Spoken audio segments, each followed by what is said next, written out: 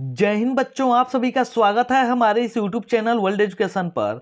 तो चलिए बच्चों, आज की वीडियो में आप लोगों के लिए साइंस के कुछ अति महत्वपूर्ण ऑब्जेक्टिव क्वेश्चन को लेकर आया हूं, जो कि आपके आगामी परीक्षा बिहार बोर्ड के लिए अति महत्वपूर्ण होगा।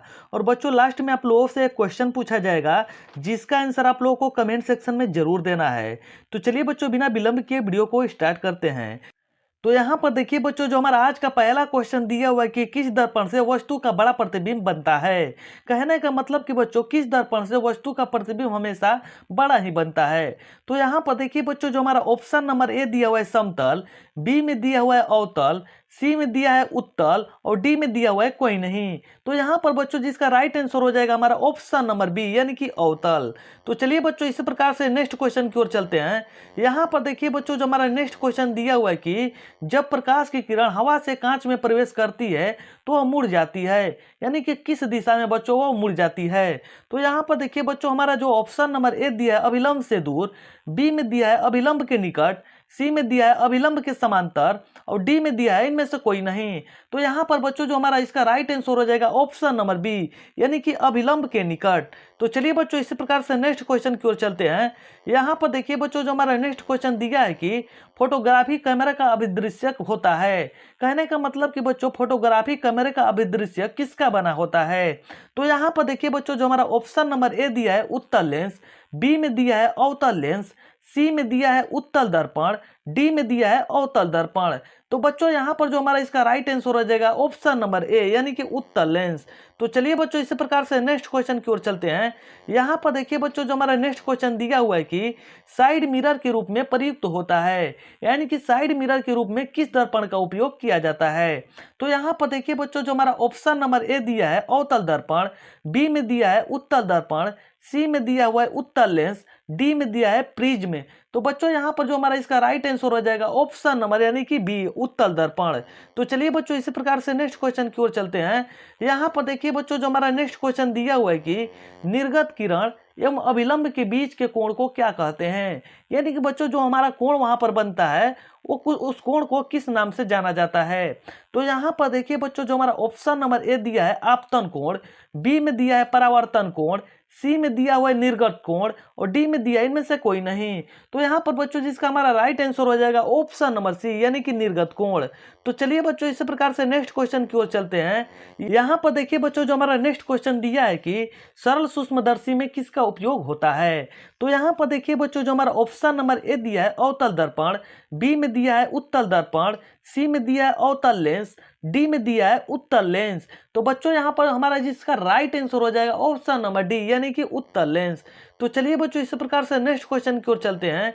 यहाँ पर देखिए बच्चों, जो हमारा नेक्स्ट क्वेश्चन दिया है कि किस दर्पण द्वारा सिर्फ काल्पनिक प्रतिबिंब बनता है।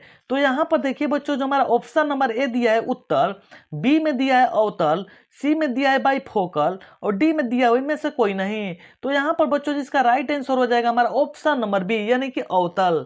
तो चलिए बच्चों, इसी प्रकार से नेक्स्ट क्वेश्चन की ओर चलते हैं। यहाँ पर देखिए बच्चों, जो हमारा नेक्स्ट क्वेश्चन दिया है कि परावर्तन के नियम से निर्धारित होता है। कहने का मतलब कि बच्चों, यहाँ पर परावर्तन के नियम से निर्धारित होता है। तो यहाँ पर देखिए बच्चों, जो हमारा नीचे ऑप्शन दिया है इनमें से कौन सा ऐसा ऑप्शन है जो इस नियम को निर्धारित करता है। तो यहाँ पर देखिए बच्चों, जो हमारा ऑप्शन नंबर ए दिया है आपतन कोण बराबर परावर्तन कोण, बी में दिया है परावर्तन कोण बराबर अपवर्तन कोण, सी में दिया है आपतन कोण बराबर विचलन कोण और डी में दिया है इनमें से कोई नहीं। तो बच्चों, इसका जो हमारा राइट आंसर हो जाएगा ऑप्शन नंबर बी, यानी कि परावर्तन कोण बराबर अपवर्तन कोण। तो चलिए बच्चों, इसी प्रकार से नेक्स्ट क्वेश्चन की ओर चलते हैं। यहाँ पर देखिए बच्चों, जो हमारा नेक्स्ट क्वेश्चन दिया है कि काल्पनिक प्रतिबिंब होता है, यानी कहने का मतलब कि बच्चों, काल्पनिक प्रतिबिंब किस रूप का होता है। तो यहाँ पर देखिए बच्चों, जो हमारा ऑप्शन नंबर ए दिया है सीधा, बी में दिया है उल्टा, सी में दिया है दोनों और डी में दिया है कोई नहीं। तो बच्चों, इसका जो हमारा राइट आंसर हो जाएगा ऑप्शन नंबर ए, यानी कि सीधा। तो चलिए बच्चों, इसी प्रकार से नेक्स्ट क्वेश्चन की ओर चलते हैं। यहाँ पर देखिए बच्चों, जो हमारा नेक्स्ट क्वेश्चन दिया है कि लेंस में मुख्य फोकस की संख्या कितनी होती है। तो यहाँ पर देखिए बच्चों, जो हमारा ऑप्शन नंबर ए दिया है 2, बी में दिया है 1, सी में दिया है 3 और डी में दिया है कोई नहीं। तो यहाँ पर बच्चों जिसका राइट आंसर हो जाएगा हमारा ऑप्शन नंबर ए यानी कि 2। तो चलिए बच्चों इसी प्रकार से नेक्स्ट क्वेश्चन की ओर चलते हैं। यहाँ पर देखिए बच्चों जो हमारा नेक्स्ट क्वेश्चन दिया हुआ है कि सर्च लाइट का परावर्तक सतह होता है। सर्च लाइट बच्चों कहने का मतलब कि जो डॉक्टरों के पास होता है उसका जो परावर्तक सतह होता है किस लेंस का, यानी कि कौन सा वो दर्पण होता है जिसका बना होता है। तो यहाँ पर देखिए बच्चों जो हमारा ऑप्शन नंबर ए दिया है उत्तल, बी में दिया है अवतल, सी में दिया है समतल, डी में दिया है कोई नहीं। तो यहाँ पर बच्चों जो हमारा 11 का राइट आंसर हो जाएगा ऑप्शन नंबर बी यानी कि अवतल। तो चलिए बच्चों इसी प्रकार से नेक्स्ट क्वेश्चन की ओर चलते हैं। यहाँ पर देखिए बच्चों जो हमारा नेक्स्ट क्वेश्चन दिया है कि दाढ़ी बनाने में कौन सा दर्पण प्रयुक्त होता है। ये बच्चों जो क्वेश्चन है ना मोस्ट इंपोर्टेंट क्वेश्चन है। तो यहाँ पर देखिए कहने का मतलब कि जो दाढ़ी बनाने में कौन सा दर्पण का उपयोग होता है, जो कि आप लोग सैलून में भी देखे होंगे वहां पर वो कौन सा दर्पण होता है। तो यहाँ पर देखिए बच्चों जो हमारा ऑप्शन नंबर ए दिया है समतल, बी में दिया है उत्तल, सी में दिया है अवतल और डी में दिया है कोई नहीं। तो यहाँ पर बच्चों जो हमारा 12 का राइट आंसर हो जाएगा ऑप्शन नंबर सी यानी कि अवतल। तो चलिए बच्चों इसी प्रकार से नेक्स्ट क्वेश्चन की ओर चलते हैं। यहाँ पर देखिए बच्चों जो हमारा नेक्स्ट क्वेश्चन दिया है कि किसी माध्यम के अपवर्तनांक का मान होता है। कहने का मतलब कि बच्चों यहाँ पर जो हमारा दिया है मोस्ट इंपोर्टेंट क्वेश्चन है कि किसी माध्यम के अपवर्तनांक का मान क्या होता है। तो यहाँ पर देखिए बच्चों जो हमारा ऑप्शन नंबर ए दिया है साइन आई बटा में साइन आर, बी में दिया है बच्चों साइन आई आर बटा में साइन आई, सी में दिया है बच्चों साइन आई गुणे साइन आर और डी में दिया है sine i plus sine r. तो यहाँ पर बच्चों जो इसका हमारा राइट आंसर हो जाएगा ना ऑप्शन नंबर ए यानी कि साइन आई बटा में साइन आर, जो हमारा कि option number A right answer हो जाएगा। तो चलिए बच्चों इस प्रकार से नेक्स्ट क्वेश्चन की ओर चलते हैं। यहाँ पर देखिए बच्चों जो हमारा नेक्स्ट क्वेश्चन दिया है कि उत्तल लेंस होता है। तो यहाँ पर देखिए बच्चों जो हमारा ऑप्शन नंबर ए दिया है सभी जगह समान मोटाई का, बी में दिया है बच्चों बीच की अपेक्षा किनारों पर मोटा, सी में दिया है किनारों की अपेक्षा बीच में मोटा और डी में दिया है इनमें से कोई नहीं। तो बच्चों यहाँ पर जिसका राइट आंसर हो जाएगा ऑप्शन नंबर सी यानी कि किनारों की अपेक्षा बीच में मोटा। तो चलिए बच्चों अब हम लोग लास्ट क्वेश्चन की ओर बढ़ते हैं जिसका आंसर आप लोग को कमेंट सेक्शन में जरूर देना है।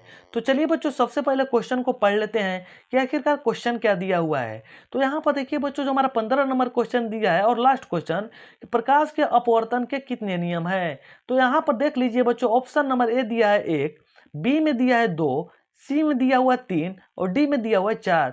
तो बच्चों इसका आंसर आप लोग कमेंट सेक्शन में जरूर दीजिएगा और आप लोग को अगर वीडियो पसंद आएगी तो वीडियो को लाइक कीजिएगा, चैनल को सब्सक्राइब कीजिएगा और हाँ बच्चों इस वीडियो को अपने दोस्तों के साथ शेयर जरूर कीजिएगा। तो चलिए बच्चों मिलते हैं नेक्स्ट वीडियो में, तब तक के लिए जय हिंद।